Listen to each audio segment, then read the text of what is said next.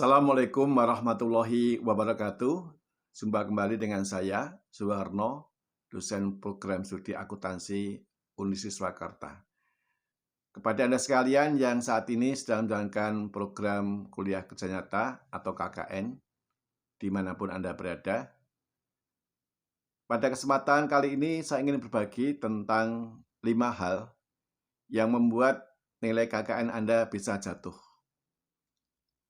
Untuk itu, maka perhatikan 5 hal ini jangan sampai terjadi pada diri Anda. Nampaknya sepele, namun tanpa kita sadari, seringkali 5 hal ini Anda lakukan tanpa Anda sadari. Apa saja 5 hal itu akan kami kupas. Tetapi sebelumnya, bahwa KKN dalam kondisi pandemi yang masih belum berakhir saat ini, bahkan semakin mengganas, semua kampus mewajibkan mahasiswanya KKN dengan melaksanakan KKN yang harus mentaati dengan ketat protokol kesehatan. Sehingga kalau kami perhatikan, kampus-kampus yang mengadakan KKN dengan sistem KKN individu. Kemudian tempat lokasi KKN di tempat mahasiswa berdomisili. Nah, ini seringkali juga masih ada mahasiswa-mahasiswa yang masih merasa belum puas. Ya, KKN sendirian, kemudian KKN berada di domisili yang bersangkutan.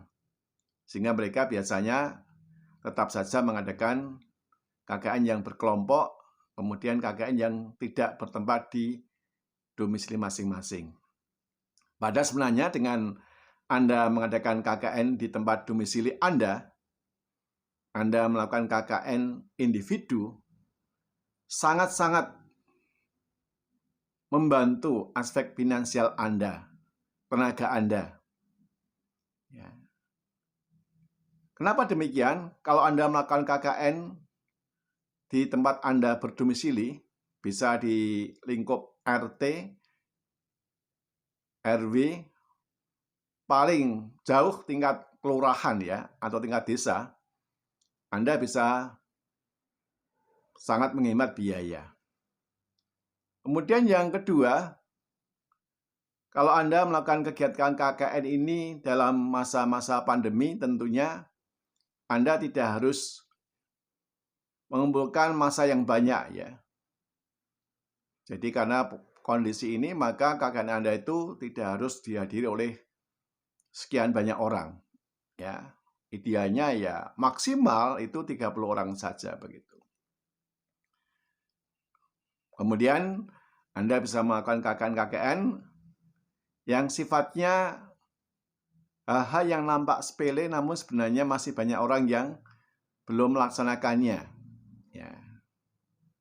Contohnya banyak sekali, bisa Anda lihat pada video-video saya sebelumnya. Baik, kembali di sini ya. Apa itu 5 hal yang bisa berdampak pada nilai Anda KKN jatuh? Ini yang menyangkut masalah kegiatan. Dalam melakukan kegiatan KKN, seringkali Anda mengumpulkan masyarakat di satu lokasi. Apakah di masjid, di gereja, di balai kelurahan, ya, atau dimanapun juga Anda berada. Kemudian dari kegiatan-kegiatan yang Anda lakukan tentunya akan terdokumentasikan. Nah, ini yang harus Anda perhatikan. Dokumentasi Anda dalam bentuk foto atau video yang nanti akan Anda lampirkan dalam lampiran laporan KKN atau yang Anda upload di media sosial maupun di YouTube, ya. Maka perhatikan beberapa hal. Yang pertama, karena ini masa pandemi yang belum berakhir, sekali lagi saya menekankan protokol kesehatan harus tetap dipegang teguh. Yang pertama adalah kegiatan yang Anda selenggarakan dihadiri oleh peserta yang melebihi kapasitas ruangan. Ya, dan itu akan terlihat di dalam foto atau dokumentasi Anda. Usahakan kalau Anda nanti mendokumentasikan, jangan sampai nampak bahwa peserta yang Anda berikan pelatihan, pendampingan, ataupun sosialisasi dalam jumlah yang banyak, dalam bentuk kerumunan. Nah, berapa jumlah maksimalnya? Ya, kalau kita perhatikan di dalam aturan-aturan yang ada, maka jumlah orang yang berkerumun, yang bergerombol itu ya maksimal sekitar 30 orang. Sehingga sebenarnya ini sangat menguntungkan Anda ya, bahwa Anda ini bisa melakukan KKN hanya mengunjungi beberapa UMKM, mengumpulkan beberapa ibu rumah tangga di sekitar Anda tinggal, mengumpulkan anak-anak di sekitar Anda tinggal. Tidak usah banyak-banyak, ya 5, 10, ya 20, ya maksimal usahakan hanya 30 saja. Sehingga kalau Anda akan mengeluarkan biaya ya juga tidak mahal ya. Misalnya Anda akan mengeluarkan biaya konsumsi ya hanya menanggung jumlahnya yang sangat sedikit. Bahkan kalau sifatnya kegiatan hanya sosialisasi, memberikan pencerahan saja ya tidak harus mengeluarkan biaya yang banyak, tidak harus mengeluarkan konsumsi. Nah ini yang tidak disadari oleh mahasiswa. Mereka maunya kegiatannya spektakuler, jumlah orangnya banyak. Kemudian yang kedua, pastikan bahwa setiap peserta, termasuk Anda sebagai pembicara, sebagai fasilitator, mengenakan masker. Nah, itu nanti akan juga terlihat dalam dokumentasi.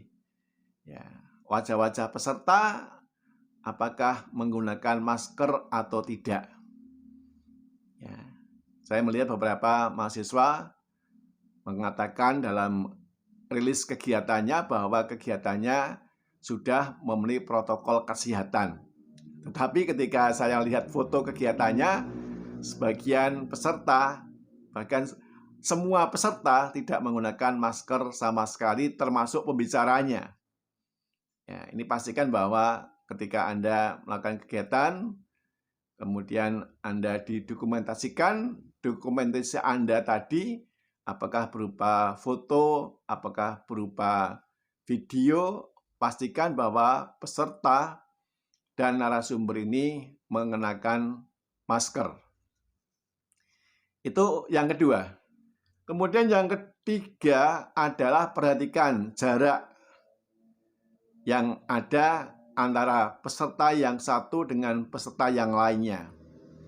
Ya, kalau misalnya Anda mengumpulkan anak-anak untuk diajari bimbingan belajar, diajari membaca Al-Quran di masjid, di TPA, ya, pastikan jaraknya betul-betul sesuai dengan protokol kesehatan.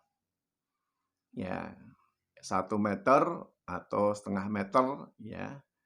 Tapi jangan sampai bergelombol gitu ya. Usahakan ada jaraknya. Ya, sehingga dalam dokumentasi akan kelihatan memang kegiatan yang Anda lakukan ini memang menjaga jarak.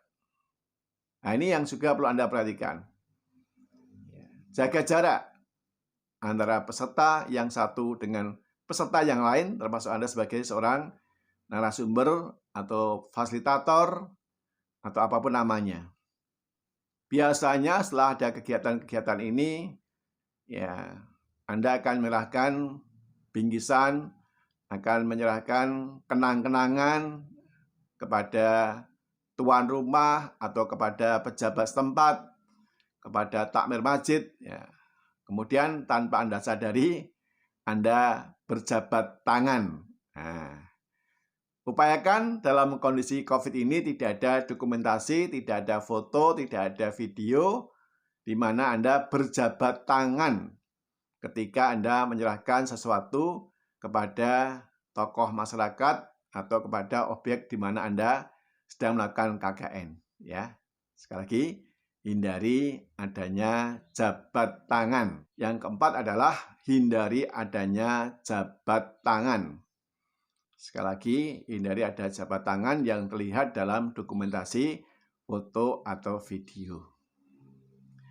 Nah, kemudian yang kelima adalah ketika Anda sudah selesai melakukan KKN, biasanya kegiatan berakhir foto bersama, ya.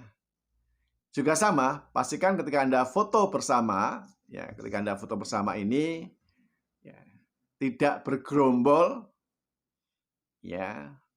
Kalaupun Anda foto bersama dalam kondisi bergerombol, pastikan maskernya dipakai. Ya, jadi silakan saja Anda foto bersama, tetapi masker tetap dipakai. Yang Anda unggah dalam laporan, dalam video Anda, ketika Anda berfoto bersama, pastikan dengan masker. Syukur tetap jaga jarak. Ya. Kalau ada salah satu peserta yang tidak bermasker, maka jangan digunakan sebagai laporan kegiatan atau Anda unggah di media sosial. Saya ulang ya, jadi ada 5 hal yang bisa membuat nilai Anda KKN jatuh. Yang pertama adalah pengumpulan peserta kegiatan. Jangan terlalu banyak, cukup 5, 10, 15, 20 gitu ya. Maksimal adalah 30. Kemudian yang kedua, pastikan semua peserta menggunakan masker. Kemudian yang ketiga, pastikan bahwa peserta ada jarak yang sesuai dengan protokol kesehatan. Kemudian yang keempat, hindari jabat tangan ketika Anda menyerahkan sesuatu, apakah berupa bingkisan atau berupa piagam, vandel, dan sebagainya, hindari jabat tangan. Dan yang kelima, pada waktu Anda foto bersama, pastikan foto bersama Anda, para peserta yang foto bersama menggunakan masker. Itulah 5 hal yang perlu Anda perhatikan agar KKN Anda bisa mendapatkan nilai yang baik, maka 5 hal tadi mohon dihindari. Demikian dari saya, Suwarno, dosen program studi akuntansi Unisri. Selamat untuk Anda yang ber-KKN, semoga lancar dan sukses. Assalamualaikum warahmatullahi wabarakatuh.